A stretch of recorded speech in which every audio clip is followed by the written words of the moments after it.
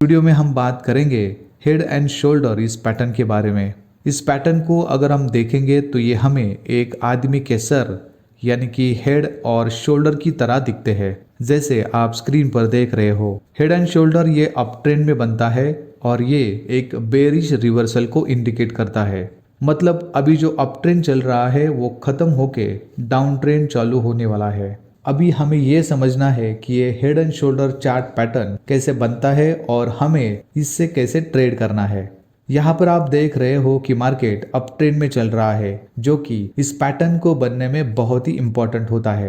Market up trend में जाकर एक रेजिस्टेंस बनाकर नीचे आता है, लेकिन ये ज़्यादा नीचे नहीं आती है, एक सपोर्ट बनाकर रुक जाती है। अगर आप देखेंगे कि यहाँ पर पहला शोल्डर बना है जिसे लेफ्ट शोल्डर कहते हैं। इसके बाद प्राइस वापस सपोर्ट लेके ऊपर जाती है और वो लेफ्ट शोल्डर के हाई के ऊपर चली जाती है और ऊपर जाकर एक रेजिस्टेंस को लेके वापस नीचे आती है और वो लेफ्ट शोल्डर के नीचे आनी चाहिए। प्राइस नीचे आकर और एक सपोर्ट बनाकर रुक जाती है। इसमें जो दूसरा सपोर्ट बनेगा वो पहले सपोर्ट के बराबर हो या थोड़ा बहुत ऊपर या नीचे हो सकता है, लेकिन दूसरा सपोर्ट अगर पहले सपोर्ट के बराबर या पहले सपोर्ट के ऊपर होता है तो वो हेड एंड शोल्डर के लिए अच्छा होगा और इससे इस हेड एंड शोल्डर की एक्यूरेसी बढ़ जाती है।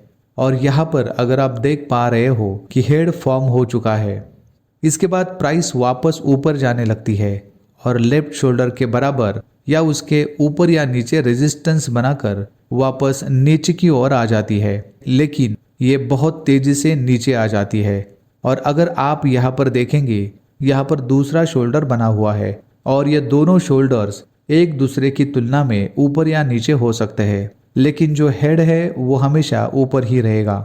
इसमें आपको वॉल्यूम के ऊपर भी ध्यान देना है, जो कि बहुत ही इंपॉर्टेंट है।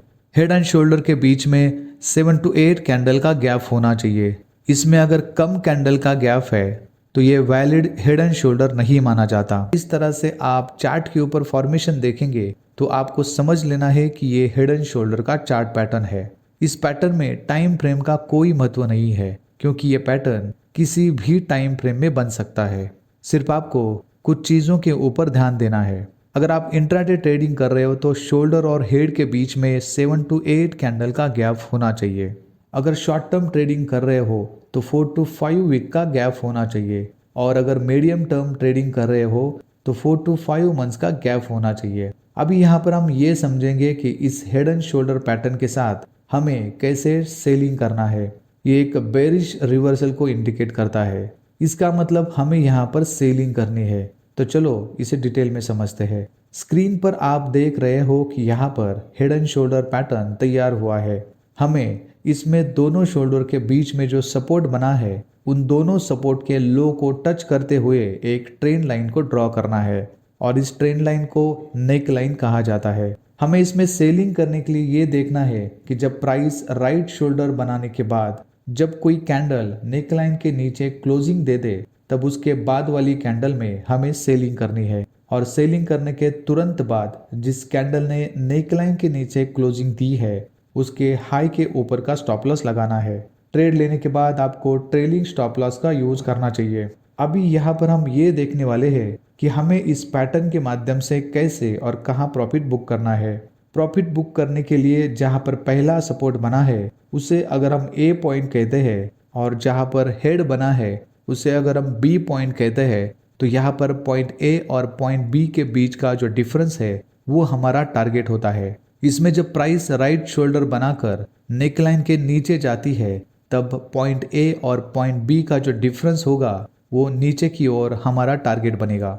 फॉर एग्जाम्पल, अगर ए पॉइंट और बी पॉइंट का डिफरेंस 100 पॉइंट्स का है तो हमारा टारगेट 100 पॉइंट्स का होता है, तो वो हमें इंस्टेंट बुक करना है। इस तरह से हम हेड एंड शोल्डर पैटर्न के साथ सेलिंग करके अच्छा प्रॉफिट निकाल सकते हैं। तो इस वीडियो को प्रॉपर देखिए, इस पैटर्न को अंडरस्टैंड करिए और जब ये फॉर्मेशन चार्ट के ऊपर आपको दिखता है तो इस तरह से इसमें ट्रेडिंग करके आप अच्छा प्रॉफिट निकाल सकते हो। Thank you.